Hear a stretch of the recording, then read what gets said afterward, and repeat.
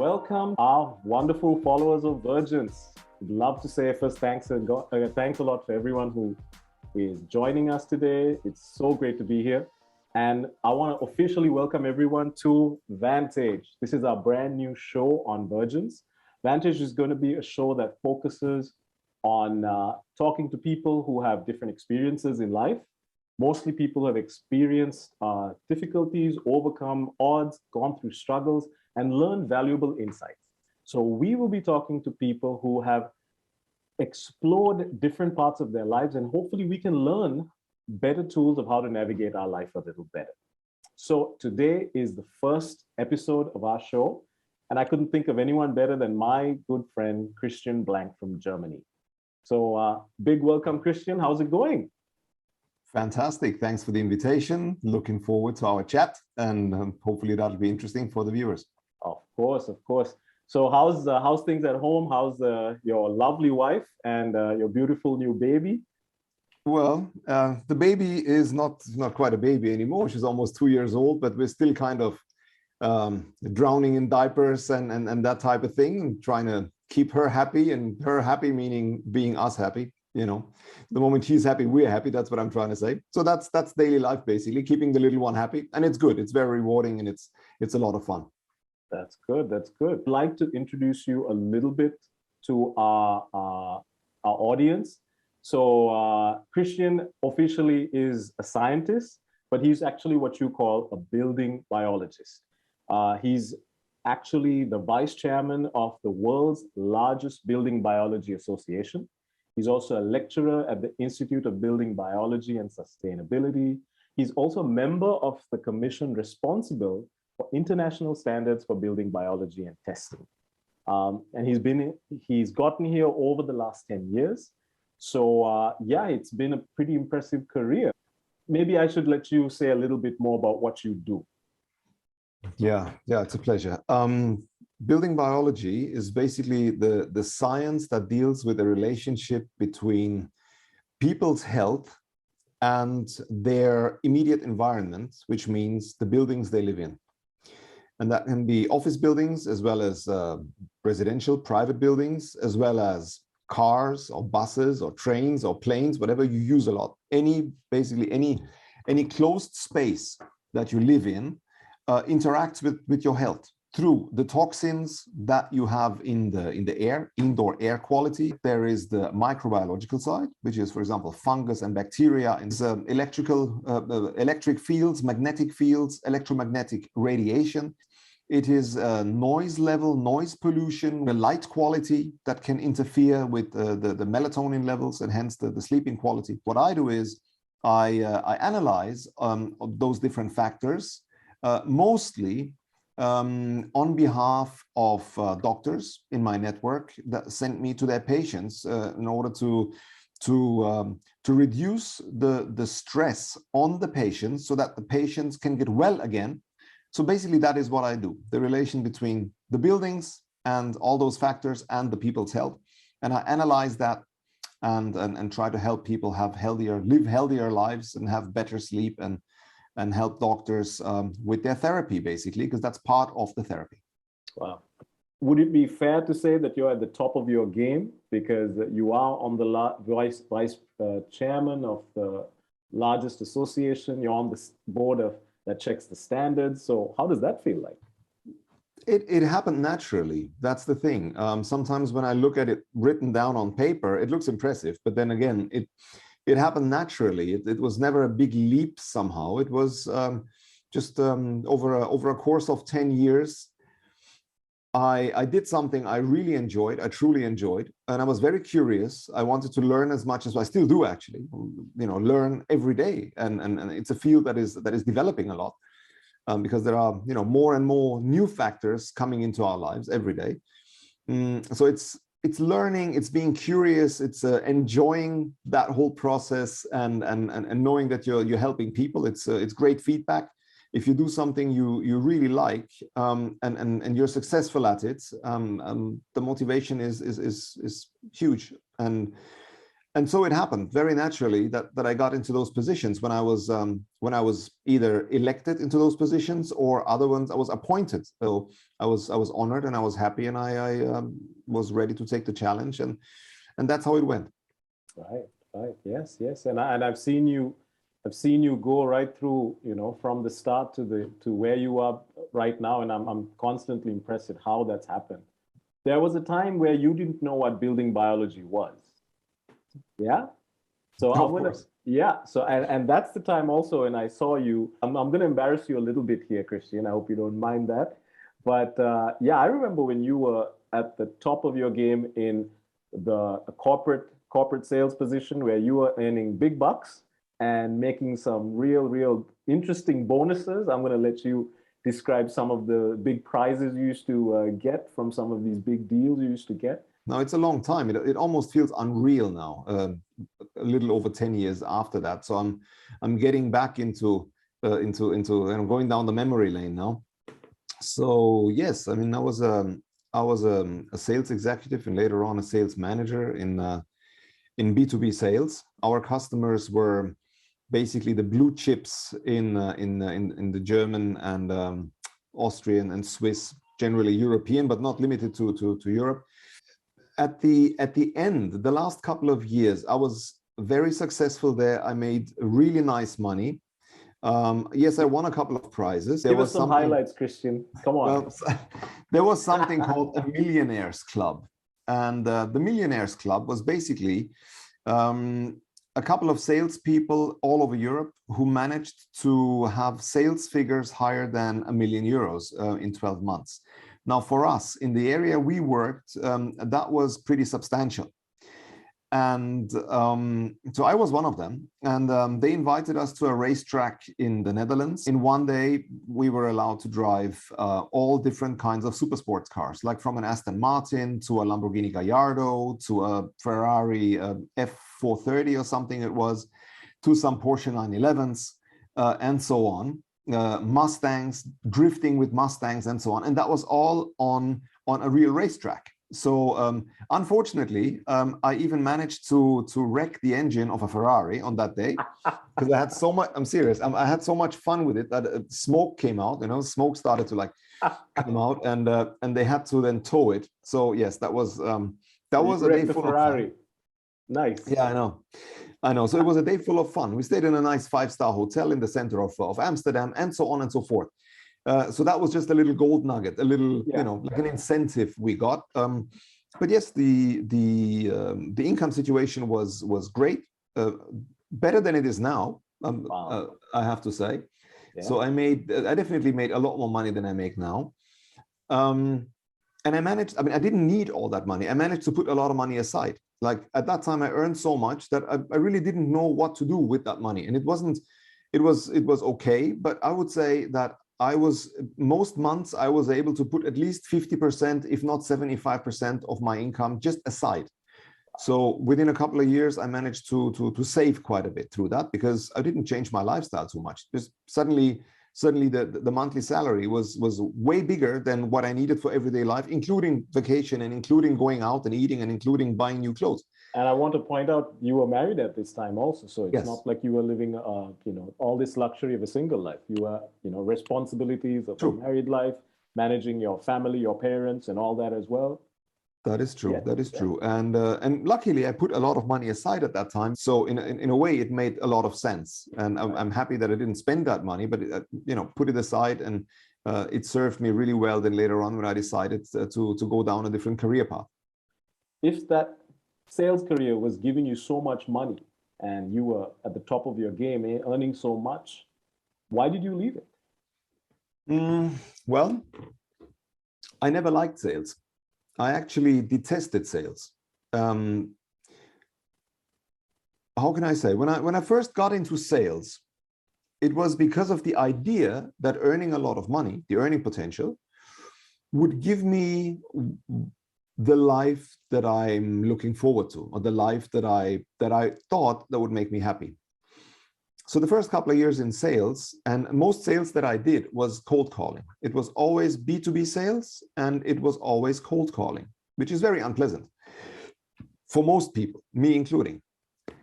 we had to go from door to door, to knock on doors, literally. It's in some areas, in one of the jobs that I did in sales, leave the business card. You know, people were not interested. That you were one of many who came to disturb them in their daily routine. Calling those people was very, very unpleasant. They were close to hanging up on you when they realized who you are and what you want. Well, you want to sell something to them.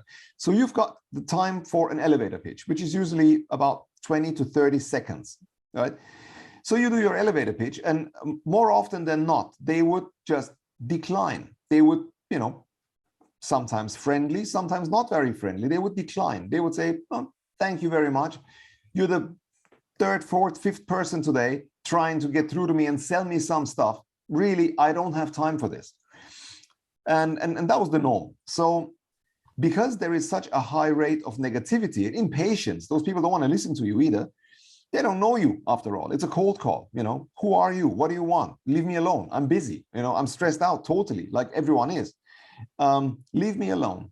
So I constantly felt I'm bothering people. I'm doing something they dislike me for. And I took it personal. I couldn't really be thick-skinned and just keep calling people and take that negativity and swallow that negativity. I couldn't. It made me physically sick. So I wasn't successful in the beginning, the first couple of years. And I was so devastated doing what I did. I was ashamed. I felt like what I do is an insult to my intelligence. I hated what I was doing. I didn't believe in the product, and I didn't like the negativity on top. It built up more and more to the point where, see, I used public transportation. There was a subway in Munich. And a lot of the times after work, I remember I was standing, waiting for the subway, and almost every day, to be honest. I actually thought, what if I do one step and the train is going to run over me, and then that'll be it? You know, you're out of this rat race, which kills you inside. I really didn't like it. So I had all the tools. I knew theoretically how to be successful in sales. I knew everything, but I couldn't do it because it was totally against my nature, and it was totally against my mental state and my emotional state. I couldn't take it. And the more it felt like, the more I do, the more negativity I get, the sicker I feel. So that was that. It was literally, it was torture. For me, it felt like torture. I couldn't sleep in the night because I knew next day it's going to start from scratch and so on.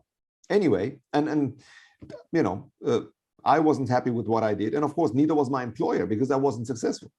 Sounds like you were in a very dark place. Yes. You know, to Absolutely. even think of ending your life just to end the suffering at work. So, Absolutely. So how did you switch from being actually bad, or should I say not very good in sales and not enjoying it at all, to the place where you were, you know, the top salesman in the region, in the country? How did you get there? What happened was, a new guy got into my office. He was young, in his 20s, smart guy, and he did the same job I did. And while I was struggling to do 5 or 10 phone calls a day to try and reach decision makers, that guy was making 60 or 70 a day. And he would just pick up the phone and call one person after the other, and like a robot, basically, literally like a robot. And of course, he got the same negativity I got. But whenever someone hung up on me or someone was unfriendly towards him, he would literally, at the end of that phone conversation, he would start laughing and tell me and another colleague who was in the same room what just happened. He didn't take it personal at all. He was so thick-skinned and so positive in some way. He would just be like, well, this guy just hung up on me, or this person just said that and that to me, whatever. And he would, without even needing 5 or 10 minutes to calm down, he would just you know, dial the next number and be just like a robot, like somebody pressed a reset button, all calm and friendly. And I was, at some point, we went for lunch together, him and me. And he was really nice. And I said, listen, how do you do that? Isn't it killing you? And he said, no. See, I don't like it, he said, but I'm here now. I took this job. And my father once told me that if you are somewhere, whatever you do, even if you don't like it, even if you think it's below your intelligence or below your capacity or below your honor or whatever it is, as long as you're there, You do the very best you can do as long as you're there, unless one day you have the guts to go and do something else. But as long as you're there, you do your very best. I thought about that and I was like, okay, that guy is actually, he's doing his very best. He's right. What I do here for the last 2, 3, 4 years is I'm coming to the office and I'm not doing my best. I could do my best, but I don't do it because I get all that negativity and it hurts me. So I thought, how can I also do my best? Because I knew I have to be more active and more positive and more thick-skinned in order to be successful in what I did. So one day, I just took a decision. I said, okay, from now onwards, I'm going to go to the office and I will pretend to not be me, the sensitive person who takes things personal. I'll pretend to be someone else. I'll pretend to be this thick-skinned, positive, always smiling, active guy who calls one person after the other. And if there is negativity, so what? It's not me who gets the negativity. It's that person I'm pretending to be. So I was acting. I started to act. Every morning, I went to the office. I literally switched my brain off. It's like leaving your brain at the reception. And I went to my, to my office chair. And I just started playing a role. And that role was the one of a salesperson who didn't care whatever the person on the other end of the line communicated. I didn't care. So suddenly it was acting. 8 hours or 9 hours a day, I was acting. And you know what? Yes, I was successful. I suddenly started being successful. I started reaching way more people. I started getting positive feedback. I started making commission. And after a short time, that amount of commission actually exploded. So it was 5 times, 6 times more than my base salary. So I was very successful at that time. A lot of money came in. And yes, I felt like I deserved that money. For all the hardships that I went through, I felt like I deserved that money. I got the money, and then the end of the month or the end of the week, on the weekend, I could, take my wife out for a 1, 2, 3 day trip somewhere, or buy myself some nice clothes, or, get myself a new TV or some electronic gadgets at home, or, order something on Amazon or whatever that made me happy. And nonetheless, it still felt I was pretending. I was not myself. So the moment I went to the reception and picked up my brain again in the evening, well, I felt somewhat better because there was a financial remuneration for the acting I've done, but it was still acting. See, so I still wasn't enjoying it, but it wasn't painful anymore. It felt like I was numb, right? Right. So yeah, it was still a compensation for something I didn't do with my heart. It was a compensation for acting. And I think a lot of people in the corporate world are acting one way or the other. A lot of them are different when they're at home than when they're in the office and have their office figure, or they pretend to be some office figure. So that was that for me. I was successful, but it didn't feel right because it didn't feel honest. So right? Even though you were getting those rewards, which you've never gotten at that level, it still wasn't enough to change that feeling. No? To be very honest, I think it sounds funny, but I think on some level I wrecked that Ferrari to get frustration out. I was there and I knew it almost felt like hatred towards the company. Something like, this is what you're giving me now. This is what you're giving me now. I'm going to leave let all my frustration out on that racetrack, which all the other guys were so happy about. I wasn't really enjoying that day. It was me getting frustration out on the racetrack. That's what it felt. I clearly remember. Yeah. It was very, very emotional in a negative sense. It took a toll on me, and I did that for another about 3 years, I would say. Right. And I, first of all, I remember you going through some of this season in your life. And I must say, just to remind everybody, all our viewers and listeners, feel free to type your comments in the comment section. If there's questions, we'll be answering the questions towards the end of the segment. In the meantime, feel free to say what's on your mind. We already have Nigel De Silva. He said, I believe in that theory. I believe he said that about working to the hardest wherever you are. And I believe that's what he was referring to. And of course, he said he wrecked a Ferrari. Now I'm depressed. Nigel's one of our followers who's a big Ferrari fan. So yeah, I know that's a sad thing for him right now. Sorry, Nigel. I think it got repaired. I think it got repaired eventually. I mean, clearly now we have you at a successful place, but you're not happy. Why building biology? How did that happen? Well, I started having health issues. In my case, it was sleeping disorders, massive sleeping disorders, which I had for the first time when I was about 19 years old and I was still a student. And I'll try and keep this short.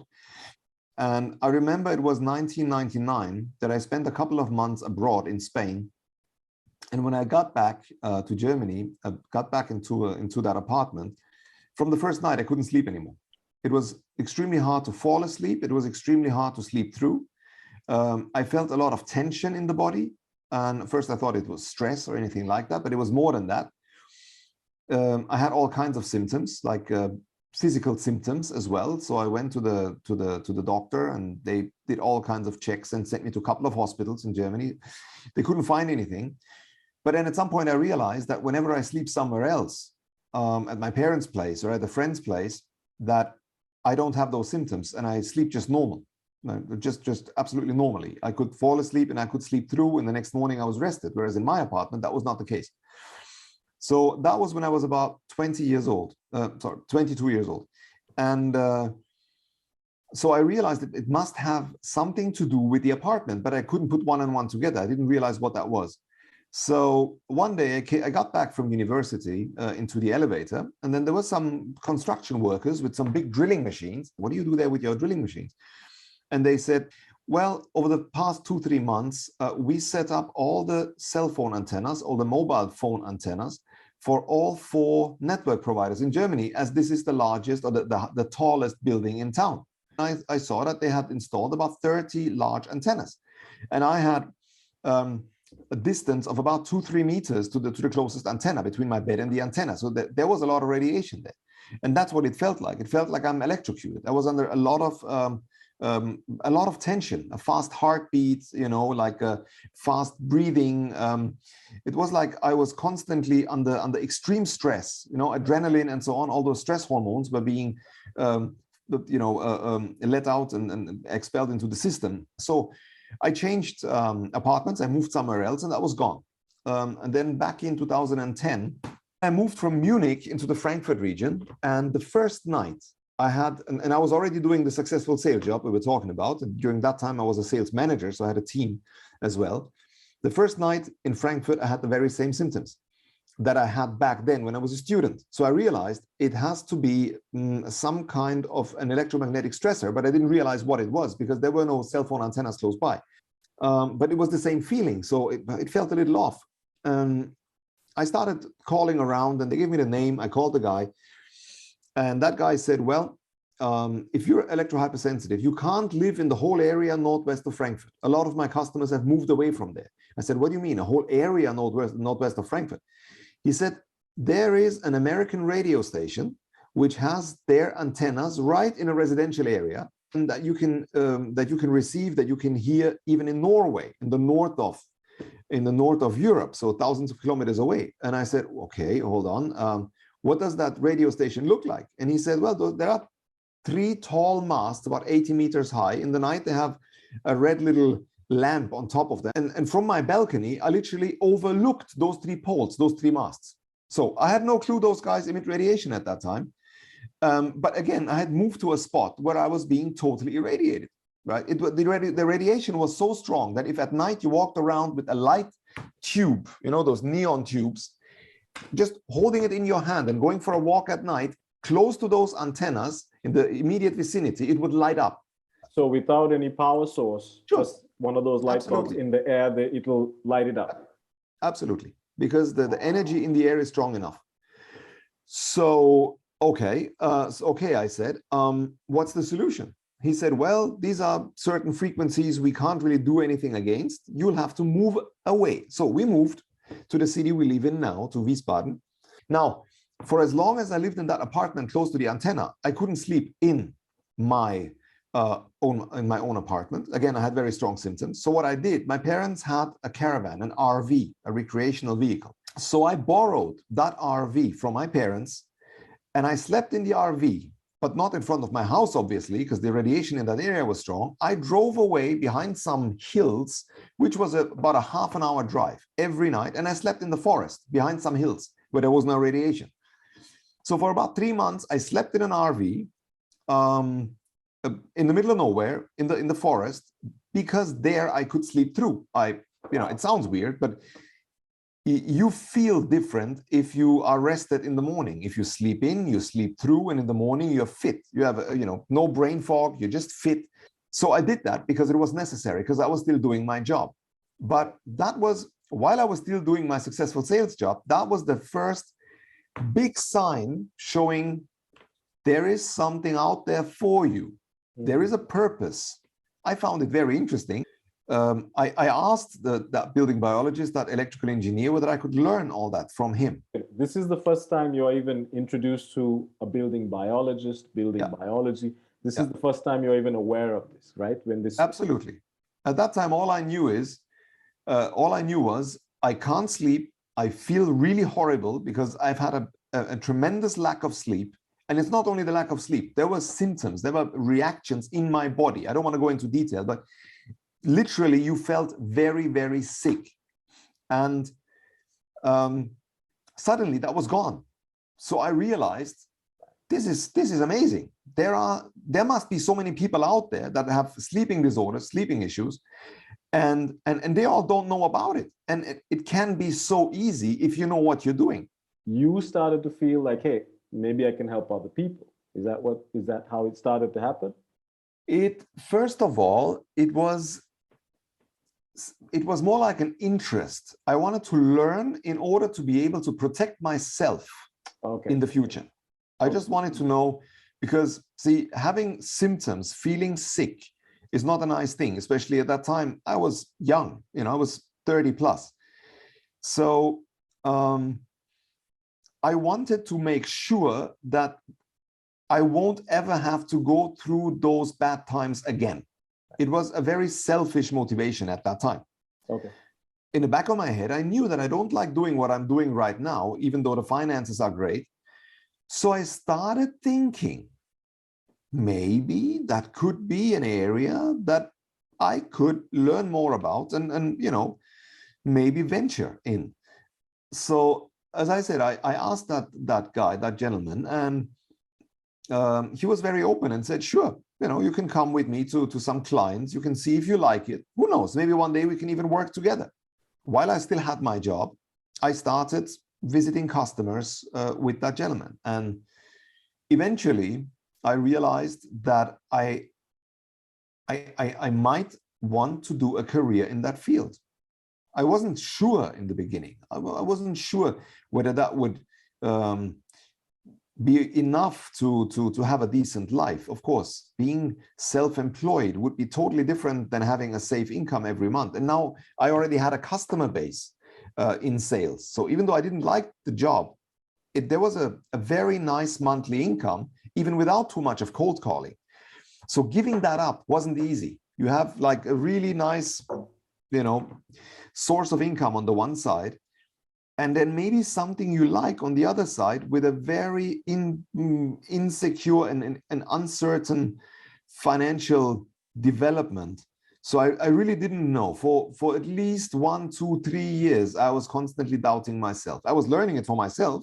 I learned the science, but I didn't really know whether I would want to give everything else up or whether I should stay in sales or maybe do a different sales job. But at some point, I had to take a decision. And that was when my mentor, that gentleman, suddenly died. From one day to the other, he was gone. Wow. So this is that building biologist who was teaching you over the years and helped you get better. Correct. And I was totally shocked because one moment I thought, okay, so that's the end of this part. Because I wasn't very self-confident that I had enough knowledge already to start doing that and ask money for that service. I was still a beginner, if you want. I had already started to do some theoretical education as well at the Institute of Building Biology, but I wasn't very sure about all that. I wasn't very confident, let's say, because I knew how complex that whole field is. And I was scared to go and see customers, but I had no choice. We already had appointments set up with certain people there. So at this moment, not only have you lost your mentor, who you have a personal, a relationship for a few years, he's also the person who helped you to get better. Of course. He's the one who started showing you, the benefits of better living, better living lifestyle. Yep. And he's gone. Your confidence is still not up to the par where you can go on your own. And you have, making the option of making an investment into all this equipment if you do want to get into this field. Yeah. And you sound like must have been quite a lonesome place at that moment to take all those decisions. Totally lost. I remember being totally torn apart between to go back into sales, because that was in a way a safe haven with good finances, even though I didn't like it, but it's at least a known enemy, if you want. Yeah. Or to take the chance to do something totally different, which you enjoy, but which you're still a beginner at, plus having to do a huge investment. And so I spoke to his family, and his wife said, now we have all this equipment here lying around. Would you like to have it? Let's talk about some deal, some price for it, and you can have it, all of it. And it was a lot. It was really a lot. I could have bought myself a really nice luxury car with that. I thought about it for a couple of hours. Obviously, I spoke to my wife and said, what are the pros and cons? What's the risk I can take? And then we said, well, you know what, let's give it a go, at least for a while. What can happen? What's the worst case scenario? What can happen? I lose that job. I mean, I quit that job after that, that I had, and had to learn everything about being self-employed, about the finances, about the bookkeeping and all that. It was all new to me. Plus, of course, the science as such and the marketing. But then I realized it's interesting. You like it. You're a smart guy. You can do it. And you're doing something, or you would be doing something that has a very strong intrinsic motivation. I knew it helped me.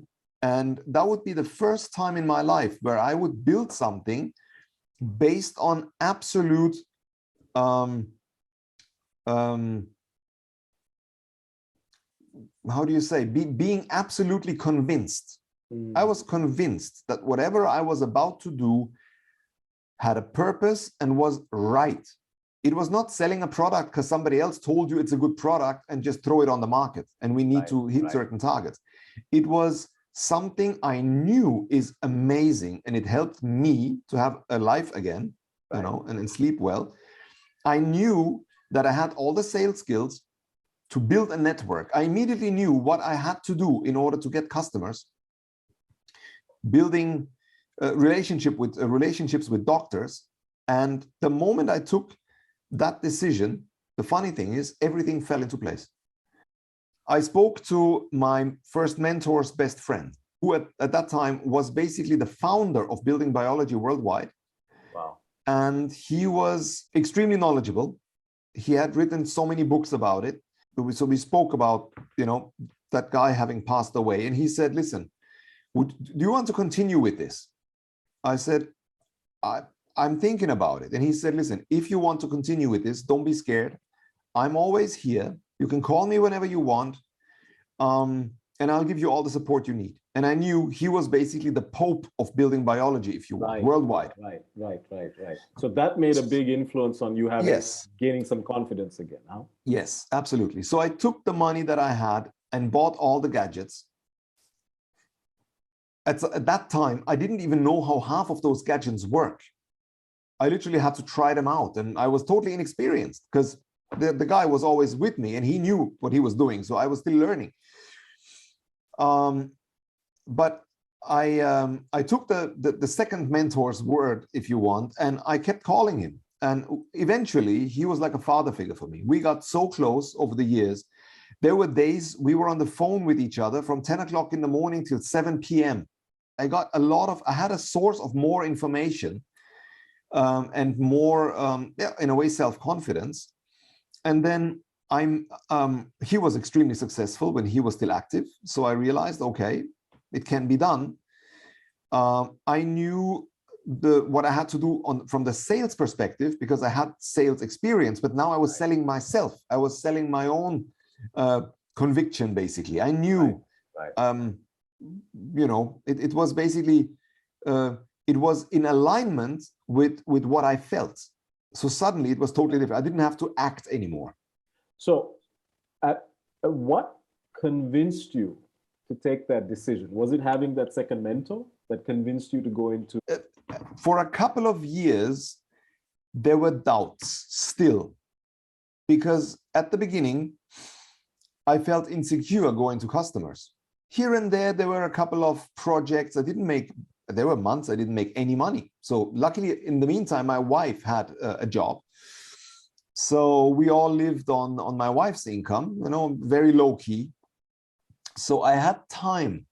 She was there to support me. She said, don't worry, we'll make it one way or the other. If this is something you like, go ahead. I'm not going to judge you because you don't make money at the moment. It'll be all right, So she was luckily a person I could totally rely on, and I'm still very thankful for that. In the beginning, it was just like, let's give it a shot. Let's give it a go. Let's see how it works. Let's see how things turn out. Worst case scenario, it'll be just a nice break for a year or two, and then I can still go back to sales. In the back of my head, I had this, I can still go back to sales in a way. Okay. There are people who are watching and listening who are also on this cusp, of similar to you, maybe in sales, maybe banking, maybe other areas. And they're also probably thinking at this moment, what, I'm good at what I do, but that's not what I really want. And maybe you can share what helped you, at that moment. I told myself that I can still go back to what I was doing. I knew that financially, if we're very careful, I can make it even if I don't have an income for a year or two. It was kind of like a net that would catch me if things went wrong. So it didn't feel wrong. It felt right. The thing is, I was relieved. There was a financial stress for a couple of years. But when it comes to, the suicidal tendencies, when it comes to even, let's say, a mild form of depression, being very, very unhappy generally with my life, that was a lot better because I did something that felt right. I woke up in the morning and it never felt like I have to go to work or I have to do something that would hurt me anymore. I knew that I would wake up and educate myself,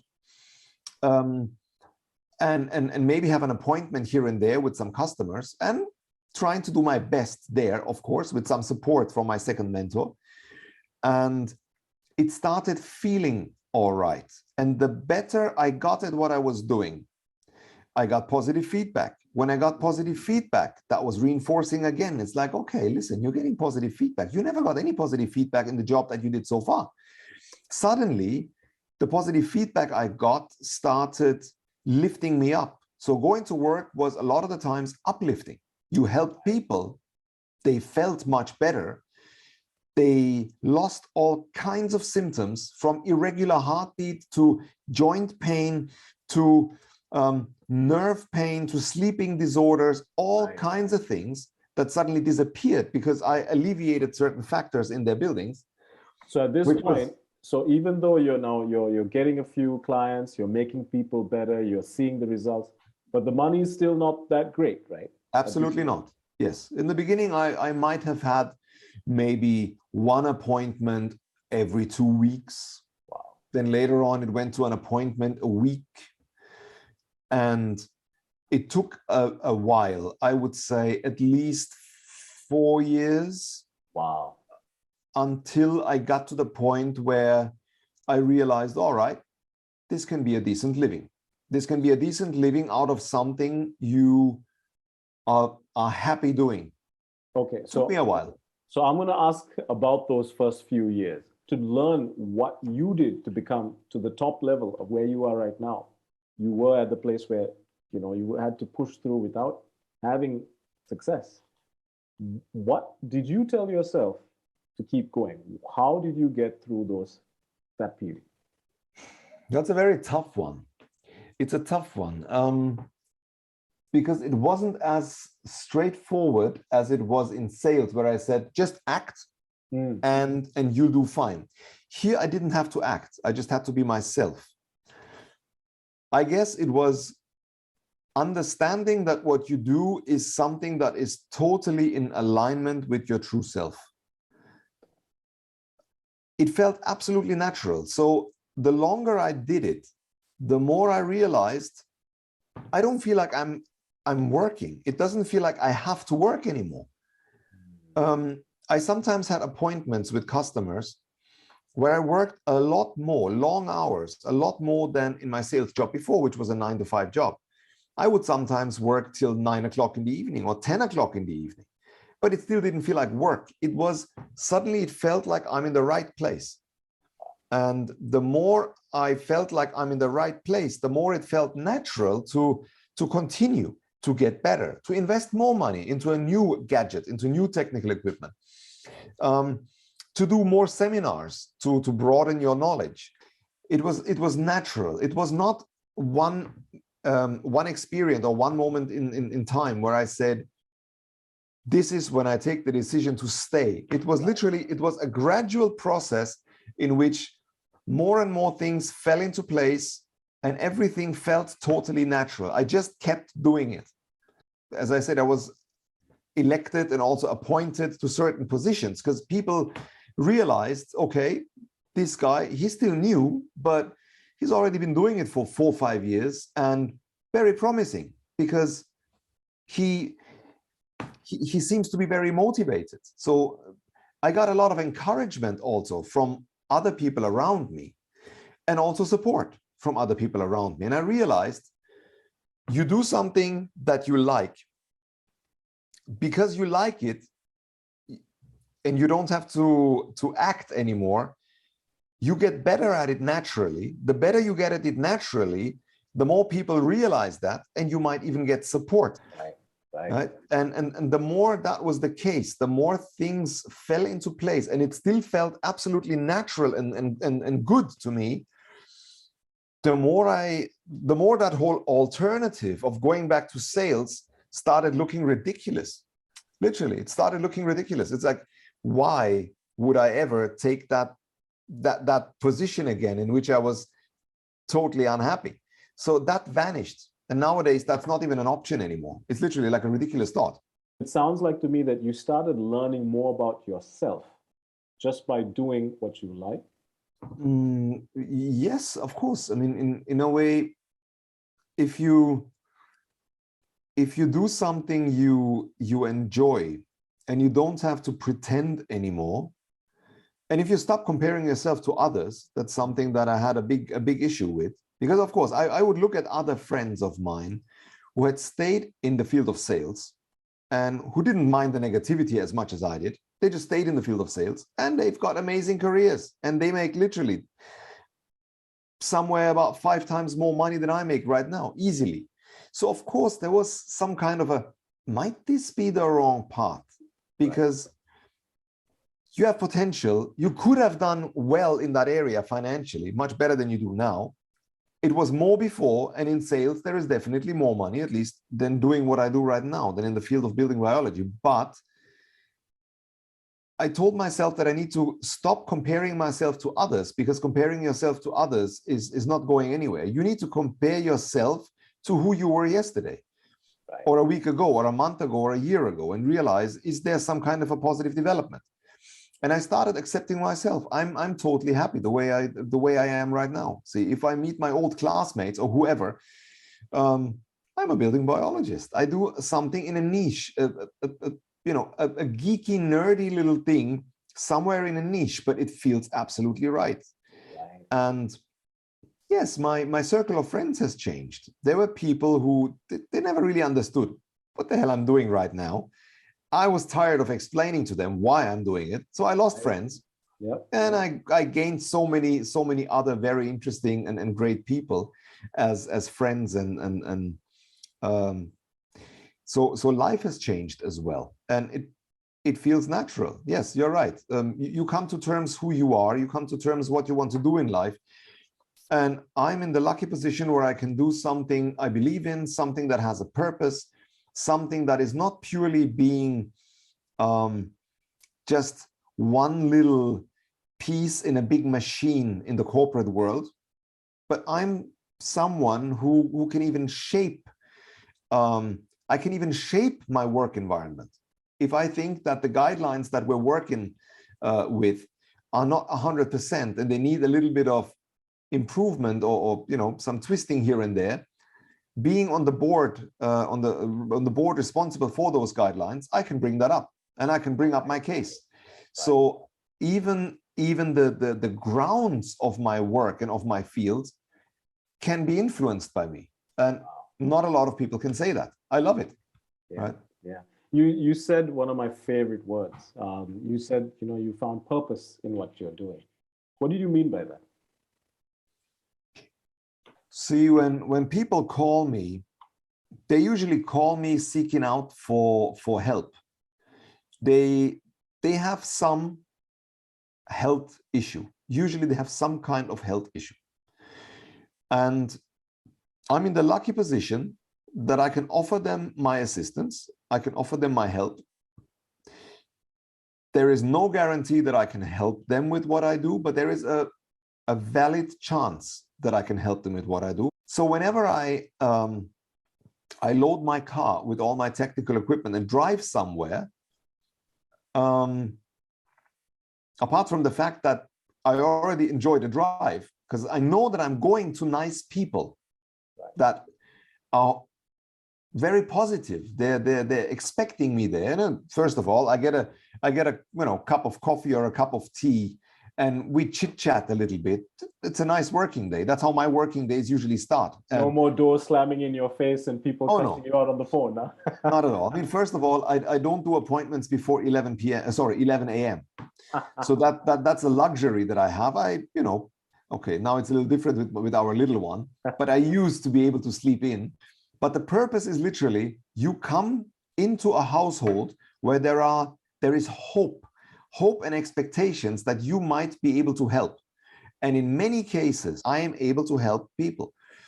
So I call them again after a month or after 2 months and ask them, did you do what I asked you to do, on all the suggestions for change in your house that I've given you? And if they have, then of course I ask them, so how do you feel now? Has anything changed? And a lot of the times they say, yes, this and that has changed. Or sometimes, let's say it's a lady that wants me to come to their house and check it. And the husband is totally skeptical, right? Are we spending money on something, whatever, it's like, it's something that I don't believe in, let's say. I don't believe that my technical gadgets or our electrical installation or some power lines outside, that they can actually have an influence. And a lot of the times, after about a month or so, I get an email or a call from the skeptical partner. Oh. They call me and say, Mr. Blank, when you first came, I was very skeptical, but I didn't tell you that I have heart palpitations at night. And after we've changed the things that you recommended, those heart palpitations were gone. Wow. Right? So thank you for that. And now I believe that what you do is actually meaningful. So you would take skeptics and make them believers, huh? Absolutely. Absolutely. There was this lady, she was about 80 years old. She has had sleeping issues, like massive sleeping issues for the last 40 years. She was 80, right? She couldn't sleep. She said the maximum she would sleep every night was between 2 and 3 hours.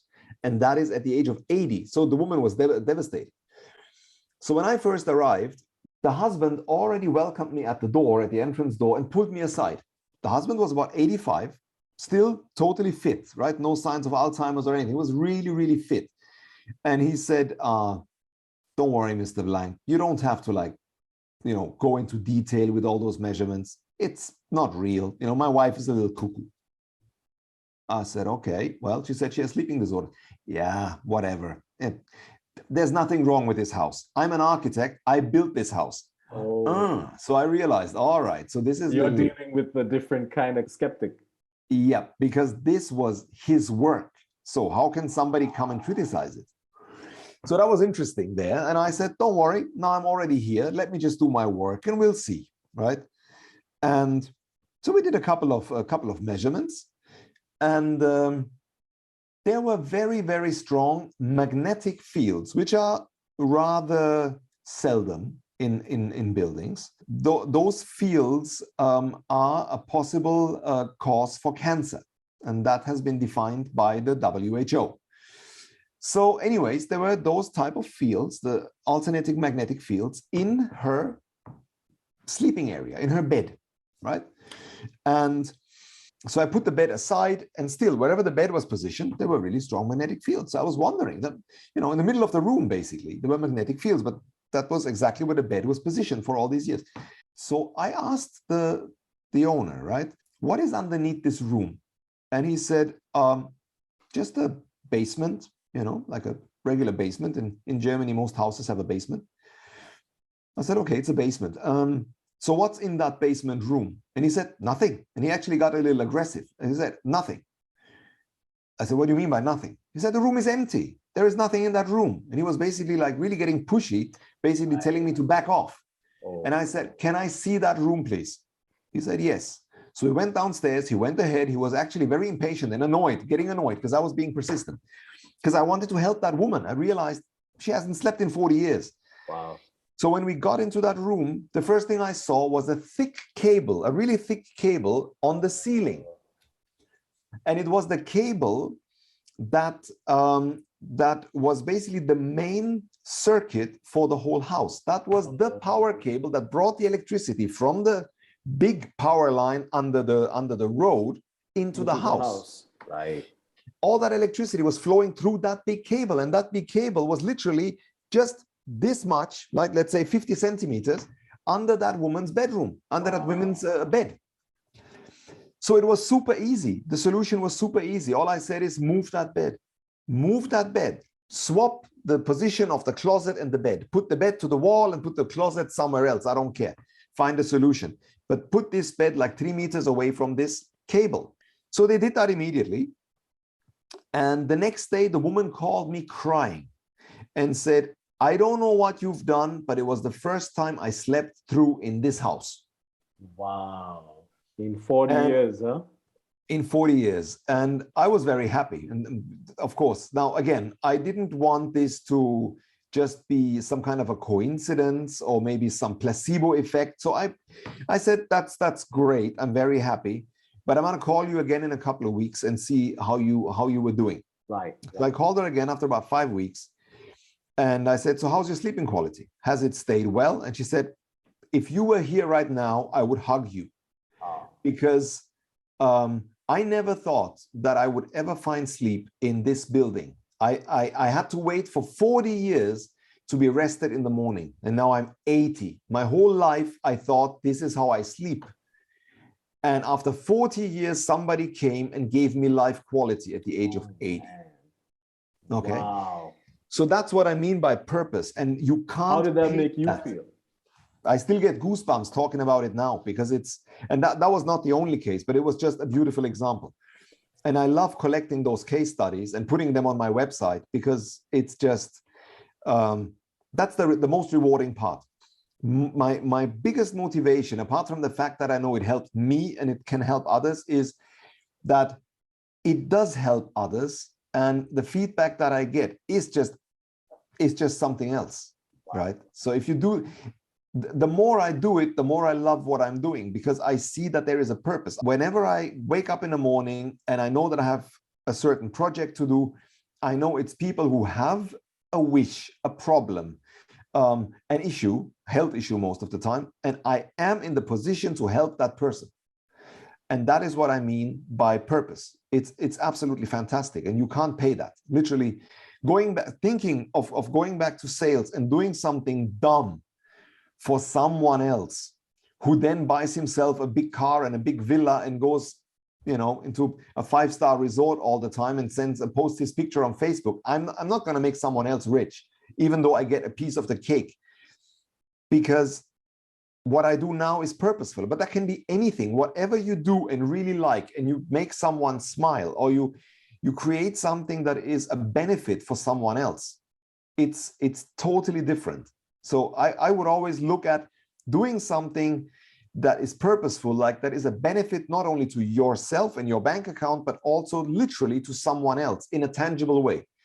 And if you get to that point, life feels different. Life doesn't feel like a chore anymore. Literally, life feels like you're doing something totally natural. As simple as that is what I do for a living right now. It's helping other people because they expect me to, and I love doing it. And that's that. And I get paid for it. That's it. Wow. Wow. So that's fantastic. That's fantastic. And it's very inspiring to hear you say that, you found your purpose and it has to do with helping people. What would you tell yourself, maybe 15 years ago? If you could visit yourself 15 years ago, what career advice would you give yourself? Do the very best you can at what you're doing right now. But if you feel that that's not what you see yourself doing forever, keep your eyes and ears open to other possibilities, whether that's something you do self-employed or something that a job, a position that's already out there. See what your strengths are and your weaknesses are, but not only. See, I was good in sales. It was a strength of mine, but I didn't enjoy it. So of course, look at what your strengths and weaknesses are, use them, but also see if you can do something that fulfills you. And keep your eyes and ears open. It took me a while to find this path. It didn't just fall into place quickly. So it took a couple of years, and that was also, there was a reason for that, right? I stayed in that position I didn't like to be able to put money aside. Because without that money, I wouldn't have been able to start that career because I wouldn't have had the money to buy the gadgets. So do the best you can wherever you are. Try not to take things personal. If there are colleagues that, piss you off, just try and be bigger than that. Do your thing. No, it's not forever. No, you will keep your eyes and ears open. And if there is another possibility, give it a go, give it a shot. And if there is already something that you could see yourself doing, explore the possibilities. Try doing it on the side. Try doing it on a very small scale. See how it feels. And a lot of the times, if you do something on the side, see, I also gradually switched in a way. I still had my job and I already started going to customers with my first mentor. So that was also in a way a gradual switch. If you do something on the side and you truly enjoy doing whatever you do on the side, even if it's, on a very small scale, if it grows because you like it, if people recommend you in whatever you do, if they recommend you because you're great at it, because you enjoy it, because you're able to build a personal connection with your customers, because you're in a happy place doing whatever you do on the side, if that business slowly grows, eventually you'll be in a position to say, all right, you know what, I don't need this job anymore. I can do something else. And if it's another employee position you're looking at doing, because you know someone doing it and you would like to do the same thing, try and on the side get the skills necessary for that other employee position. Get the skills, visit some seminars, do online courses, whatever is necessary, and at some point give it a go. The worst thing that can happen is that you see after a year or two, all right, that was not for me. And you can always go back to what you've done because you already have the experience. You can't fall. Literally, I think the most valuable asset in our life is time. And the longer we stay in a position where we're totally unhappy, the more time we waste. So one way or the other, be confident enough to try something out. That's the advice I can give. And don't waste time. Right. Just do it. Yeah, I think, that I agree with what you're saying. It's very motivating and inspiring. Um, what do you say to people who say, follow your passion? You follow your passion, you're going to find what you should be doing. Very true. I mean, if there is a way to make your passion or to turn your passion into some kind of a job or a business, then there is no better thing than that. Because if you follow your passion, you will not feel like you have to work. It literally feel like a hobby that is paid, like a paid hobby at some point. And of course, you need to build a business case around it. You need to think, okay, I like doing this. What are there other people doing similar things? Can I maybe learn something from them? Can I take them as a role model? Can I, can I get close to them to find out how they do it and what they do and how exactly they do it? Have they written books, or are there any other sources to see how they got there? And looking at your career path, I think finding mentors is a big plus, huh? Absolutely. Makes things a lot easier, because there will always be situations where you're in doubt. There will be situations where you have questions and you feel alone and you feel helpless. And it's always good to have someone there who doesn't see you as a competition. That's very important, because obviously if somebody sees you as a competition, they're not will be willing to share their knowledge with you, or their experience with you, or their weaknesses with you, or their little secrets with you to overcome the weaknesses. But yeah, a mentor is definitely important. And if that mentor is not available physically, maybe it can be available through a biography, through an autobiography or something like that. You can maybe read or pick somebody's thoughts through different ways, or in different ways. But yeah, absolutely, it's easier to do something that somebody else has done successfully than you being a pioneer. But if it's something that is pioneering work, again, if you believe in it, if you love it. See, building biology was something brand new until my mentors back in the 80s started doing it. And they did it with so much of enthusiasm that nowadays there are worldwide hundreds and thousands of people who work in that field. And that's all based off the enthusiasm of 1, 2, 3 people. And when they were doing it, they didn't have mentors. Oh, absolutely not. Absolutely not. They were just curious. They just wanted to see what's going on. They wanted to they were just enjoying themselves in a way, like on a playground.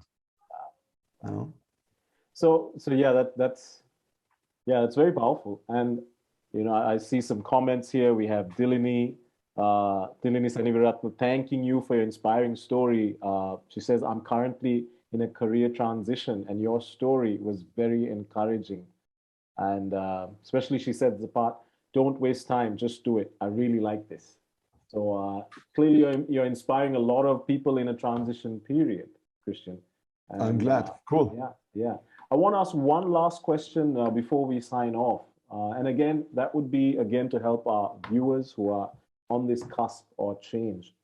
What warnings would you give for people who are about to steer off into a new path? Because it's great to be passionate, it's great to be inspired, but maybe there's some warnings, maybe some lessons that you've learned through mistakes, which we don't have to go through. So what would be some warnings? That's a good one. That's a good one. Well, don't expect everything to go absolutely flawless. Be ready that there will hiccups. There will be hiccups. Obviously, there will be. And don't be easily discouraged. If necessary, take a break, right? Take a break from something, if possible.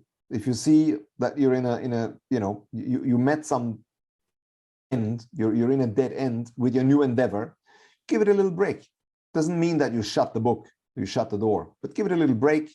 Take a step back, look at it from the macro position, from the bird's eye perspective. See whether what you've been doing so far is correct, or let's say makes sense, right? If necessary, correct the approach. If you realize that one approach didn't work, but you still like the idea, try a different one, try a different approach. if you see that whoever you're hoping to cooperate with,